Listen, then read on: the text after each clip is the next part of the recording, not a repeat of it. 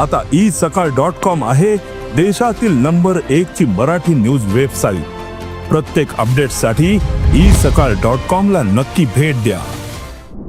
नमस्कार, मी रुचिता। ॲग्रोवन मध्ये आपल्या सर्वांचे स्वागत। आपण आजच्या ॲग्रोवन शेत मार्केट पॉडकास्ट मधून महत्त्वाच्या 5 शेतीमाल बाजाराचा आढावा घेणार आहोत। आज आपण कापूस, कांदा, मोहरी, हरभरा आणि जिरा बाजाराची माहिती घेणार आहोत। केंद्र सरकारने कापूस आयातीवरील 11% शुल्क काढलंय, त्यामुळे देशात कापसाची आयात वाढणार आहे। सरकारच्या या निर्णयामुळे कापसाचे भाव कमी होणार आहेत। सध्या बाजारातील आवक नगण्य असल्याने त्याचा फारसा परिणाम दिसत नाहीये।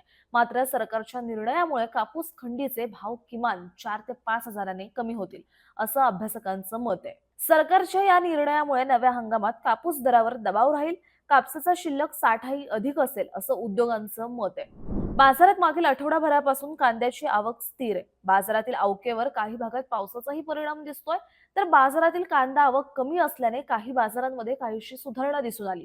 आज कांदा 1200 ते 1400 रुपयांच्या दरम्यान विकला गेला। बाजारातील कांद्याची आवक पुढील काळातही कायम राहण्याची शक्यता आहे, असं व्यापारी सांगतायत। त्यामुळे कांद्याच्या भावात पुढील काळातही काहीसे चढ-उतार दिसू शकतात, असा अंदाज कांदा बाजारातील अभ्यासकांनी व्यक्त केलाय। देशात सणासुदीच्या तोंडावर बेसन आणि हरभरा डाळीला मागणी वाढतीये। पुढील काळात ही मागणी आणखी वाढेल, असं व्यापारी सांगतायत। त्यामुळे हरभऱ्याच्या दराला चांगला आधार आहे।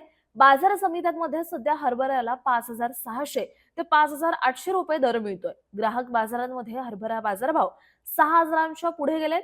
बाजारातील हरभरा आवकही कमीच आहे, मात्र आयात मालाचा काहीसा दबाव आहे। हरभरा दराला मागणीचा आधार कायम राहील, असा अंदाज हरभरा बाजारातील अभ्यासकांनी व्यक्त केलाय। खाद्यतेलाचे दर वाढल्यानंतर मोहरीच्या दराला चांगलाच आधार मिळाला। मोहरीला सरकारने 5950 रुपये हमीभाव जाहीर केला होता, मात्र सध्याचे भाव हमीभावापेक्षा अधिक आहेत। मोहरी तेलासाठी मागणी आहे, तसंच मोहरी पेंडेचेही दर सुधारले, त्यामुळे मोहरीचा भावही 6300 ते 6700 रुपयांच्या दरम्यान पोहोचलाय।